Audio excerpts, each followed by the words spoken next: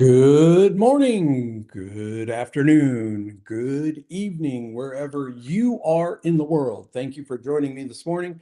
My name is Dr. Brian, and welcome to the JQ Edge live show. And as I mentioned the other day, we're going to go through our professional cards of emotions. We have 80. Of course, we have many more emotions, but that's where we have started. So today's card is abandoned. It's in the awareness stage. So, abandoned, the questions are what resources or connections help you feel supported now? How can you create space for self compassion today? Who can you reach out to for a caring moment today? How does this moment guide your self advocacy today? So, as will become a habit, the back of the card is our chair of joy, where we practice sit, breathe, think, feel. Chair of joy for abandon. Sit, lie in a hammock on an empty beach. Breathe with the rhythm of the waves. Think, imagine yourself whole, strong, and complete. Feel the hammocks sway, supporting your strength.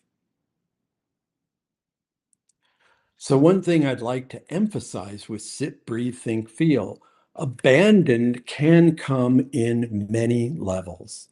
And so, what can happen is with feeling abandoned, lots of things can roll through your head, of course. But after the chair of joy, it's a reset. So it is literally sit, breathe, hold it, breathe out. And as you're thinking of lying on a hammock in an empty beach and the waves calming you, you get to do the reset. So we move from abandoned in our awareness stage to hopeful, resilient, and calm. Hopeful, resilient, and calm. Now, when you tell your brain, I am hopeful, I am resilient, I am calm, you're going to feel differently than you do when you feel abandoned. These are stronger emotions, stronger feelings, stronger thoughts. Because when we feel abandoned, it's negative. I mean, there's not really a great way to reframe feeling abandoned in a positive way. However, we reset our brain. That's why the breathing is so important. And I I have to go back to my days of being a full-time therapist. I will never forget when I was doing seminars. I one day had about 180 people, and it was like mental health audience. So there was a group of people from a clinic in the back of the room, and I had mentioned when you change your thinking, your behavior will shift and your feelings will catch up. And with Joyly, we've now created the roadmap with signs. And what I mean by that, when you make the shift from abandon, or as we talked about yesterday, aggression, it's shifting your thoughts, then your feelings are going to catch up. When you change your thoughts, your behavior can change faster than your emotions. When you practice the habit of the chair of joy and the other tools we provide for you, you will shift your feelings faster. Now, my prime example at that seminar, I mean, I had done years and years of substance abuse therapy and training, and a group in the back of the room said, well, in our clinic, we let our clients wait for their feelings to catch up before we want them to change their habits. Now, think about that for a moment. Think about either your kids acting out or you as an adult. Many of us, I have a great working team here at JOYELY. I've had good working teams at previous workplaces. And like many of you, I've had difficult bosses. We all get feedback. And when you get negative feedback, it's easy to jump into feeling abandoned, alone, isolated. And it took a while to snap out of that. And with people that I had difficult relationships with, sometimes they could set me in a mood and I would let that sit with me. Well, now I can change that state in 60 seconds with Chair of Joy. Sit, breathe, think, feel. Now let's go back to that story. Let's go back to kids. Let's go back to family members. My belief, and I'd love for you to share comments on LinkedIn, Facebook, or on YouTube. And I have to pause for a moment. It's not my belief, it is science. Your feelings slash emotions shift last. So let's think for a moment. If you want your kids to learn a new habit, if you want them to change a behavior, if you want to shift how you show up in the workplace or in relationships, and it's not natural at the moment, are we going to wait for your feelings to catch up?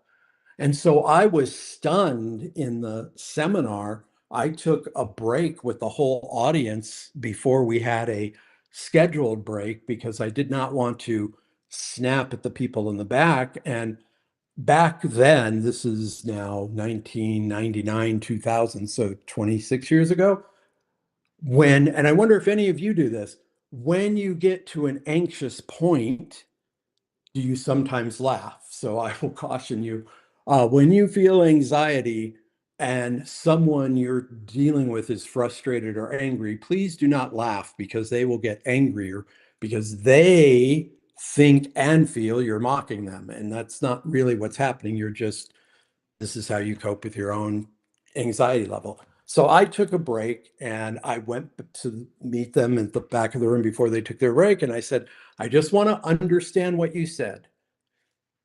Did I hear you say you wait for your substance abuse and mental health clients to feel like they're ready to change before you start coaching, training, and doing therapy, cognitive behavioral, change your thinking, change your behavior, and feelings will catch up? And they said, yes, we wait. And I said, well, that's one way of doing it. And I just let it go because I did not want them to be upset. And then as we went through the day, they actually saw my point of view. So let's go through this again. Chair of joy, sit, breathe, think, feel. And some of you listening to this and say, oh, Dr. Brian, you keep going over it and over it. Yes, over it and over it. So please put in the comments, how long does it take to change an ingrained habit? How long does it take to change a behavior you've been doing for years? My belief is if you do it every day, twice a day for 30 days, that new habit will become normal. Yet it takes 60 to 90 days, depending upon your level of commitment to the change, to make it an unconscious daily thing, right? Not all of us are Olympic athletes or professional sports stars where we just practice over and over and over and over and over. That's their job. We have lots of other things going on. And so with that, I'd like you just to think today, okay, abandoned. Sometimes when I get really negative feedback, even though it's to help me, I can go right to feeling abandoned, alone, isolated. So on our professional card, what resources or connections help you feel supported? For me, I go to my mental health toolbox. It's a clip of a favorite song, a movie clip, a Bible quote, a Torah quote, a comedian snippet, and I snap out of that abandoned feeling. How can you create space for self-compassion today? I pat myself on the back. Wow, I didn't snap when I received that negative feedback. I actually listened to it, and I have to look at what kernel of truth is there. Who can you reach out to for a caring moment? Do you have a spouse who's supportive, a family member, a friend, a coworker?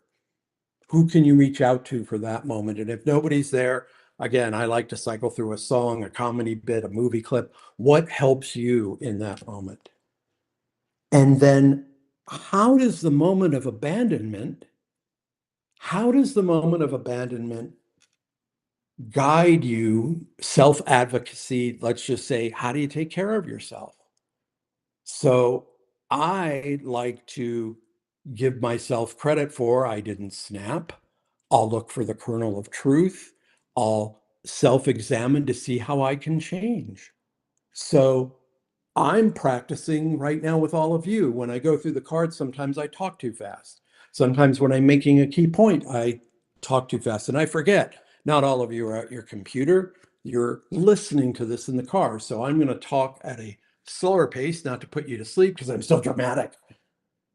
And I want to keep you on your toes while you're driving or listening wherever you are. And I want you to really absorb with the emotion wheel and our 80 emotions that we're going to focus on. The key is, how can you grow from the moment? Because we feel all 80 emotions throughout a day in an instant. Remember, our brain processes billions and billions of thoughts, feelings, emotions, cycles right through. The difference is with Joyly, we give you the road sign. Oh, you might want to make a left here. Oh, let's stop here and pause. Let's pull the car over. Let's stop thinking and breathe in. And many people asked yesterday in the comment section, what do you mean reset? Well, literally, when you just breathe in, hold it, breathe out, think, sit, breathe, think. Okay, how can I be better in this moment? What's the best decision I can make? How do I grow from this? When you ask yourself a question and you've done the breathing, your brain will give you an answer that works well. Different from I'm bad, we beat ourselves up and we spiral. And so that does happen. So I want you to really focus on if you just do the deep breathing, your brain resets. It's irrefutable. It's science. It's how our neurons, blood flow works. We can reset in the moment. And if you take a full 60 seconds, sit, breathe, think, feel, sit, breathe, think, feel. And then you ask yourself a question. What's the best move for me right now? What's the best way to shift? How do I make a better decision? How do I pat myself on the back? And so that's how you can get out of abandon. So for the rest of the 80 emotions that we're going to go through, I'm going to focus on, of course, how do we snap out of the negative? Then we're going to talk about how do you build on the positive? And Cheryl Lynn, our visionary CEO, gave me a great idea last night, which is how do you stay in the zone of creativity, curiosity, and focus and not get into the inactive stage, which we'll be talking about. Anyway, we're out of time. Have a fabulous day. Practice the chair of joy. Sit, breathe, feel. Sit, breathe, think, feel. Have a fabulous